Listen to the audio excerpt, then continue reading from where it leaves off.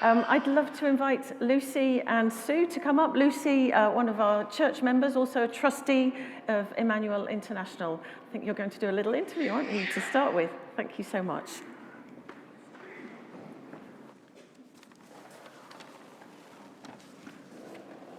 So I'm also advocate for Emmanuel International, so if there's anything you'd like to know about Emmanuel International, then do contact me, and I can forward your queries to Sue if I can't answer them. So anyway, Sue, what is Emmanuel International, or EI as we often call it? So Emmanuel International is a small charity. Is a small charity, and we partner with local churches around the world to help them, strengthen them to meet the needs of their communities. So our aim is to empower and build the capacity of the church. And what's your role in EI? I'm the general manager of the EI UK office. Sounds very grand. There's two of us. And what Linda doesn't do, I do. I'm sort of doing church contacts, personnel care, I do the finances, I do all of the sort of admin type things. And is EI just UK based? No, we're an international organisation, so we started in Canada. We have offices in the US. Some of our project countries have become affiliate offices too, so we're registered in Malawi, in Brazil, and the Philippines also. So yeah, it's definitely an international organisation. And have you visited any of the projects? Yes, I've been privileged to visit all of our project countries and see the work firsthand. I've also spent time on a project. I spent my first year with Emmanuel International living in a tent in the mountains in Jamaica doing children's ministry. And so why does Christchurch Pearly support Emmanuel International? Well, Christchurch Pearly is instrumental in who Emmanuel International is. Some of you may know John Carroll, who was a previous vicar here. He's the founder of Emmanuel International UK. Based on a relationship he had in Aden doing his national service with a missionary from Canada who was working there. So Christchurch has been involved from the beginning, from our registration date. In fact, I had my interview to join Emmanuel International in your vicarage. Thank you. Okay.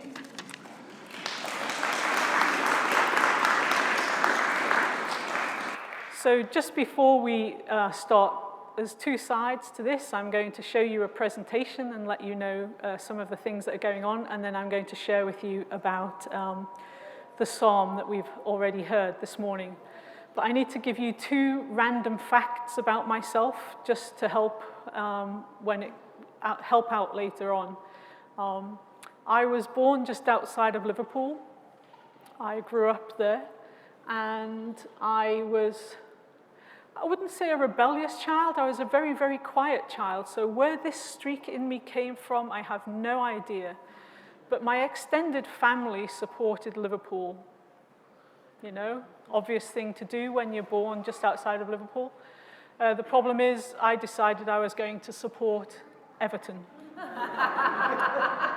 So at 6, I got a full Everton football kit and was reasonably thrown out of some of my family's homes.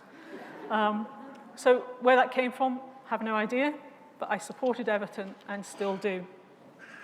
The other random fact about myself is when I became a Christian at 14, I was not from a Christian family, so I had no understanding of a relationship with God. So when I became a Christian, I said to God, you can have my life, but you don't get my career. I know what I want to do. Okay? You don't do that. Anyways, they're the two random facts. You'll use them later. So I'm here primarily to say thank you, because over the years you have not only prayed for us, but you have financially supported us very strongly. And so I just wanted to show you, I was originally coming when EI was celebrating their 35th birthday, but you know, COVID had other plans, and so that was changed. So this was to just let you know how some of the money that you have given us has been used. My research is only since I was back in the UK. I spent 20 years working with Emmanuel International in Canada in the international office. So I haven't been able to go back further than that. But these are some of the things that you have done together with us to make a difference. Thank you. So we have been able to bring clean water to within 400 meters of many homes in 2 villages that you have helped us support. This has made a huge difference to them, saving time and energy and also improving their health. Yes, sorry. Also being able to bring water to schools, 3 schools in fact that you've been involved with. By bringing water into the schools, it makes a huge difference. Children were ordinarily having to carry water to school. Having water in the school means that children can focus on their education. It also means that many of these schools are rural, so the teachers have to stay. And by having water, it means they stay, as opposed to going, I can't handle this. Thank you. Also, improving the facilities at school. Thanks. Yeah. Has meant that they have less time off from illness, and by teaching them also some different hygiene practices, it means that information also gets spread to their families, meaning less illness at home also. Thank you. One of the projects you've supported is fuel-efficient stoves. By teaching this method of making these stoves, it has improved their health, reduced the risk of respiratory disease, has given them more time because that uses about half of the amount of firewood that a traditional fire would use, and it also means that they then have time for income generation. Another project that you've been involved in is helping us introduce methods of conservation agriculture that will increase the yield of their crops 2 or 3 times. And even in drought situations, it has made the difference between a crop and no crop. Thank you. Another project you're involved in or have been involved in is helping to keep girls in school. Girls in Uganda can lose, and a number of places in Africa, can lose up to a week a month in school because of their periods and because of not knowing how to deal with them or having the supplies to deal with them. They simply stay away from school. Once they've missed so much school, they decide that it's easier to drop out because they just can't keep up. So this project enables them to stay in school. You've also helped us very quickly to respond to crisis. This is the typhoon that went through the Philippines in 2013, and we were able to respond with food and some basic supplies to help them rebuild. And again in Haiti, you were able to help us respond to the earthquake there. This has taken, actually, it took probably 5 years to respond and rebuild from this earthquake. And unfortunately, at the latter end of last year, they had another devastating earthquake, probably of similar magnitude. So they're in some parts starting again. Thank you. You've also, some of you may know, you've also sent people. We encourage you to send people. You're welcome to send people as well. So if any of you are being challenged, you know, you can come talk to me.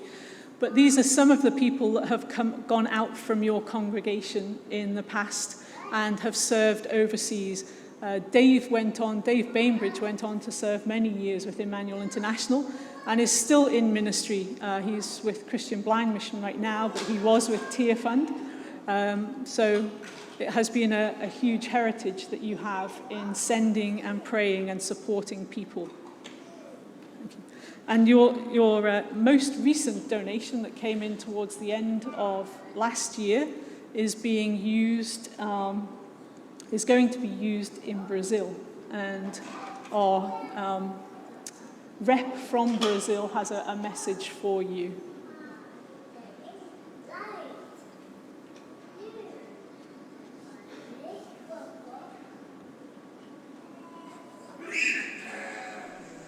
It's Greetings from Brazil. I am Fred Silva, and I work as International Brazil Director. I would like to thank you for partnering with International UK and for your donation to fund the International project in Brazil. This video was recorded earlier this week, but today I am visiting one of the International projects in Brazil. I'm very happy to be with Pastor Daniel and Mariana, a Terena indigenous mission couple that has been sent out by their church to minister to the Chucurucariri people, another ethnic group in Brazil. They are far away from home in their mother and second church. It is exciting for the International to participate in the efforts to help indigenous people reach out to other ethnic groups. The missionary couple, the indigenous leader and myself are meeting to discuss how we can work together with the community to carry out income generation and community development projects for the village, which is very important. Your donation will help fund some of the projects there. Showing God's love and our love to the community people through our interest and concern for all their needs are a wonderful way to present the gospel. In that genuine love draws people close to God. Thank you so much for your donation and for your prayers. God bless you.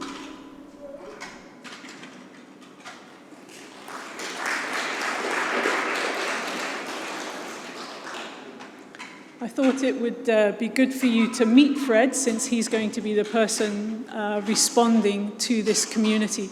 One of the things we do very carefully is we don't go into a community and tell them what they need. We go into a community to listen to them and see how we can, with the church, help them.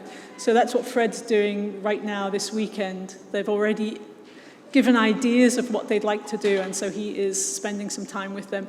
The other reason that he is talking to you is because there's no way on earth I could have pronounced the name of the community that he's going to.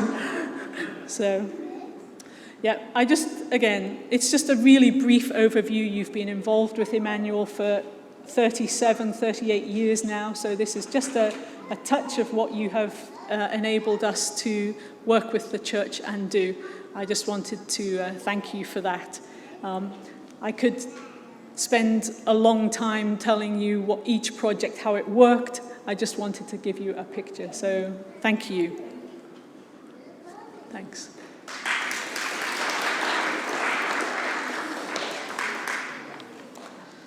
I also wanted to share with you this passage, Psalm 139.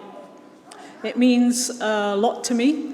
It has been instrumental in my journey. It's been instrumental in the start of my journey with God. And I just wanted to share a little bit of what that meant. There are three things I feel in this passage. One is it tells me that God knows me. It tells me that God loves me. And it tells me that God has plans for me. I shared a little bit already in the 9 o'clock service, some of which you will hear now, some of which I will leave. But the main thing I wanted to share with you is how much this passage has told me that God knows me. Okay, it says at the beginning, "You have searched me, Lord, and you know me." And in verse 5, in the New Living Translation, it says, "You go before me and follow me. You place your hand of blessing on my head." I used this slightly differently earlier this morning. Now I'm going to tell you what this means in my life and my journey. So remember, I gave you a little bit of a random fact. I worked with Emmanuel International in Jamaica for a year. I'd never been out of England. I'd never known anything. I grew up in an environment that was fairly... the major conflict was between Catholic and Protestant, and those kind of conflicts were around me, but that was the only type of conflict or only difference I had experienced. So I went to Canada and I had 3 months of training to do this ministry that I was going to do in Jamaica. And the day arrived for me to go to Jamaica. Got on a plane, second time in my life on a plane. I arrived in Jamaica and an old beat-up Toyota truck picked us up. So it had sort of like a cage side or wooden planked sides, and we all piled into the back of this truck. Okay, so that's the first thing. We're in the back of this truck. All of our luggage got piled in as well. And we took off to our destination, which was quite a long way, and it took quite a long time. And all along the way, the truck would stop and they would pick people up and people would get off, and then, we'd go a bit further and somebody would get on and they'd get off. And we found out a lot later that our vehicle was the only one that travelled to where we were going. So, of course, he wasn't going to leave people on the side of the road.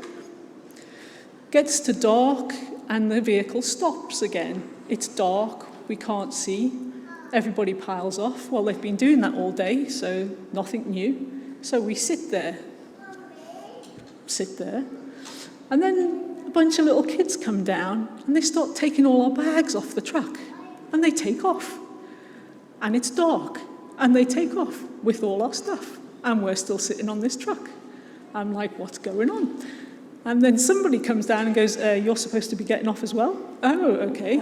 We get off. And we go up, and there's no electricity in this community. There's no running water. It's at the end of the road. Literally, if we'd have stopped in the daylight, we'd have realised there was no more road.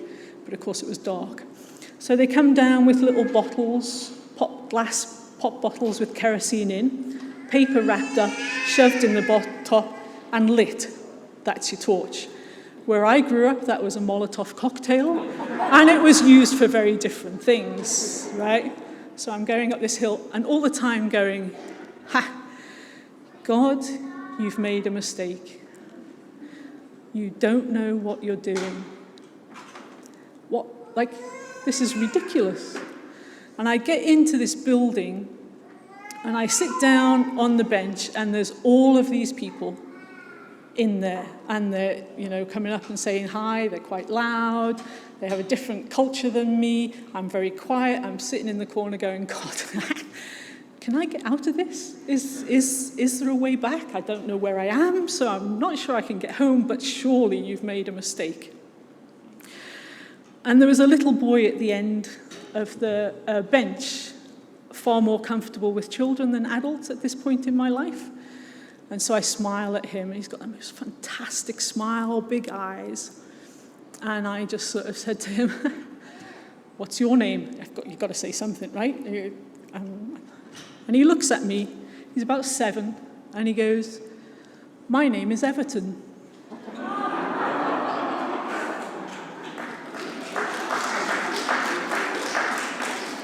And at that point, God says to me, I know you, I love you, and I know what I'm doing.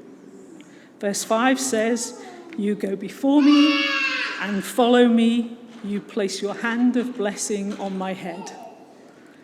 My year in Jamaica wasn't always easy. There was challenges. There was learning to get to know each other, the different foods, the different culture. We were trying to help in areas. They were trying to teach us in areas. But for that whole time, I could confidently say I was in the right place. God knew me. He went before me, and he was following me.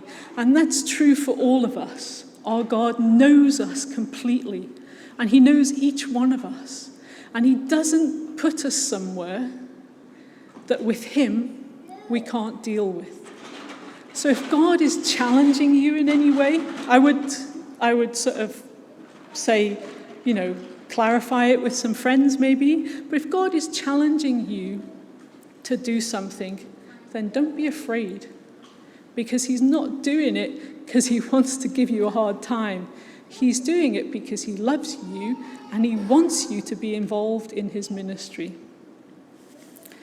So that's the first thing. By the way, that I know what I want to do, you can have my life, to this My Name is Everton, that was 11 years, okay? So it doesn't necessarily happen tomorrow. That was 11 years. And God did things in my life that made me able to do that without me knowing. So, verse 14 of this also is another thing for us to grasp and for us to respond to. I praise you because I am fearfully and wonderfully made. Your works are wonderful. We are complex people, but we can praise God because he made us. And he made us complex. But we can praise God for who he made us and what he made us to do. And the last thing, in this psalm, you will have noticed it starts with an acknowledgement. It starts with, "O Lord, you have examined my heart and know everything about me." So that's the acknowledgement. We know God knows us. But it finishes with something different. It finishes with an invitation. And the invitation goes like this: "Search me, God, and know my heart. Test me and know my anxious thoughts. See if there is any offensive way in me, and lead me in the way everlasting." So it goes from going, yeah, I know you know me, to know me some more and help me to walk this journey with you. Give me the wisdom I need to walk this journey and to follow you. So start with, it's great God, you know me, and ends with, how can I know you more? And how can I walk more with you? And I think the words of we've already today committed to following some of that, because we've already sang, "You are faithful, and we will trust in you." That was the end of our last song. So we do serve a faithful God, and we can have the confidence to trust in him. Thank you.